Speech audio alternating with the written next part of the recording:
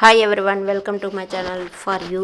ఈ వీడియోలో నవరాత్రి స్పెషల్ ప్రసాదం వంటగా నేను ఇక్కడ లడ్డు చేసి చూపించబోతున్నాను. ఈ లడ్డు మనకు తిరుమలలో దొరికేటటువంటి వెంకటేశ్వర స్వామి ప్రసాదం లడ్డు ఎలా ఉంటుందో అదే టేస్ట్ తోటి మనం ఇంట్లో కూడా చేసుకోవచ్చు. అది ఎలా చేయాలో చూద్దాం. ఇప్పుడు దీనికోసం మనం ఇప్పుడు ఒక బౌల్ తీసుకొని ఇందులో 450 గ్రాముల శనగపిండి వేసుకోవాలి. ఇందులో నాకైతే పిండిని బట్టి మనకు నీళ్లు పడతాయి. 375 గ్రాముల వాటర్ పడుతుంది.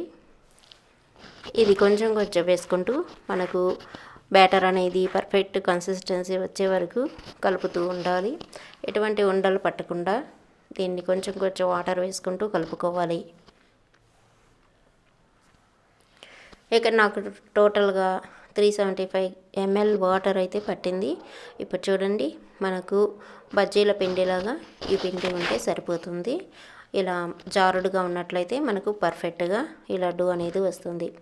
ఇప్పుడు నేను ఇక్కడ ఈ లడ్డు చేయడం కోసం మనకు 2 రకాల గరిటెలు అవసరమవుతాయి. మీ ఇంట్లో ఇలాంటి గరిటె ఉన్నట్లయితే కొంచెం మామూలుగా మనం వాడుకునేటటువంటిది కొంచెం పెద్ద సైజులో ఉండేటటువంటిది అయినా ఉన్న చేసుకోవచ్చు. లేకపోతే ఇలాంటిది ఒకటి మనం తెచ్చుకొని అయినా చేసుకోవచ్చు. ఇలాంటివి ఇంట్లో ఉన్నట్లయితే మనం అప్పుడప్పుడు కూడా లడ్డు అనేది చేసుకోవడానికి ఈజీగా ఉంటుంది.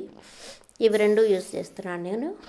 ఇక్కడ ఇంకొక గిన్నె పెట్టుకొని ఇందులో 450 గ్రాముల చక్కెర వేసుకోవాలి. అలాగే 4 టేబుల్ స్పూన్ల వాటర్ వేసుకొని కలుపుతూ మనం చక్కెర పాకం పట్టుకోవాలి. ఈ పాకం ఎలా ఉండాలి అంటే మనకు గట్టి పాకం కాకుండా తీగ పాకంలాగా ఉండాలి. ఈ చక్కెరని చిన్న మంట మీద ఇలా కరిగించుకుంటూ కలుపుతూ ఉండాలి. మనం కలపడంగా మాత్రం ఆపకూడదు.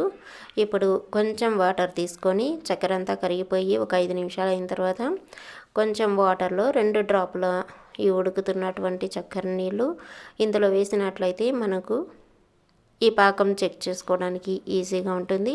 మనకు స్ట్రింగ్ లాగా అంటే తీగలాగా వచ్చినప్పుడు దీనిని స్టవ్ ఆపేసేయాలి. పర్ఫెక్ట్గా ఉన్నట్లు మనకు అర్థమైపోతుంది.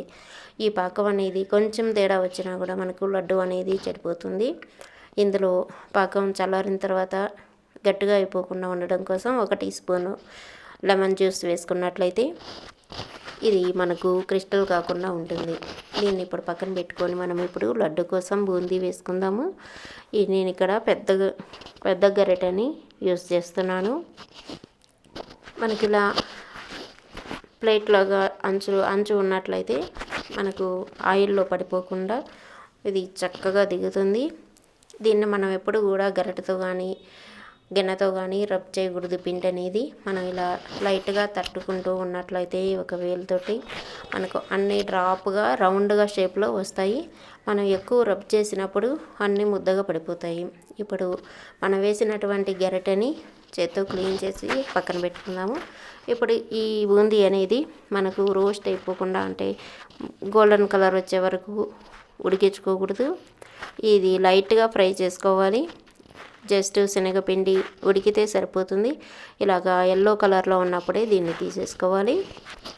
ఇప్పుడు ఇది కొంచెం కొంచెంగా మిక్సీ జార్లో వేసుకొని ఒక తిప్పుకొని అంటే ఎక్కువ మెత్తగా చేసేసుకోకూడదు, రఫ్గా చేసుకొని దీన్ని తీసి మనం చేసి పెట్టుకున్నటువంటి షుగర్ సిరప్లో డైరెక్ట్గా వేసేయడమేను.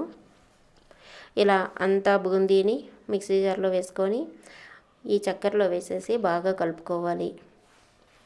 చక్కెర అంతా బూందీకి పట్టేలాగా కలుపుకోవాలి. మీరు కావాలంటే పెద్ద గిన్నెలోకి ట్రాన్స్ఫర్ చేసుకొని బాగా కలుపుకోండి.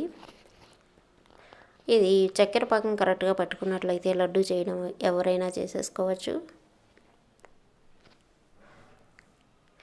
మనకు ఇంటికి ఎవరైనా ఫెస్టివల్కి గెస్ట్లు వచ్చినా ఎవరికైనా ఇవ్వడానికి కూడా చాలా అందంగా ఉంటాయి ఈ లడ్డూలు. అలాగే టేస్టీగా కూడా ఉంటాయి. ఇక్కడ ఇందులో నేను 1 టీ స్పూను యాలకుల పొడి, 1 టీ స్పూన్ పచ్చకర్పూరం పొడి వేశాను. అలాగే 3 టేబుల్ స్పూన్ల సీనా కలకండ వేశాను. ఈ చిన్నదిగా వస్తుంది కలకండ ఇది. ఇవన్నీ కూడా మనకు టేస్ట్ పర్ఫెక్ట్గా రావడం కోసం ఇక్కడ 4 టేబుల్ స్పూన్ల ఆయిల్లో 4 టేబుల్ స్పూన్ల జీడిపప్పు, 4 టేబుల్ స్పూన్ల ద్రాక్ష వేయించుకొని ఇందులో వేసి బాగా కలుపుకోవాలి. ఎన్నో వీడియోల్లో చూపిస్తూ ఉంటాము పాయసం కానీ దేనికైనా కూడా నెయ్యిలో జీడిపప్పు ఇవన్నీ వేయించడం కోసం. అలాగే వేయించుకొని ఇందులో వేసి బాగా కలిపేసుకోవాలి. మీకు ఇంకా ఎక్కువైనట్లయితే ఎక్కువగా కావాలి అనుకుంటే ఎక్కువ కూడా వేసుకోవచ్చు. అలాగే గుమ్మడికాయ గింజలు కానీ పుచ్చకాయ గింజలు కూడా వేసుకోవచ్చు. ఇందులో చాలా బాగుంటాయి. ఇదైతే మంచి పచ్చకర్పూరం ఏలకాయ స్మెల్ అయితే బాగా వస్తుంది. చాలా చాలా బాగుంటుంది. ఈ మనకు పచ్చకర్పూరం వేసినప్పుడు మనకు తిరుమల టేస్ట్ అనేది పర్ఫెక్ట్గా వస్తుంది. ఇలా మనకు కావలసిన సైజులో లడ్డు ముద్దలుగా చేసుకోవడమేను. ఇలా రెడీ చేసేసుకున్నట్లయితే మనకి ఈజీగా ఫాస్ట్గా అయిపోతుంది. చూశారు కదా, నవరాత్రుల్లో మనం చేసుకునేటటువంటి ఈజీ ప్రసాదం. వీడియో నచ్చినట్లయితే లైక్ చేయండి, షేర్ చేయండి, కామెంట్ చేయండి, అలాగే సబ్స్క్రైబ్ చేసుకోండి.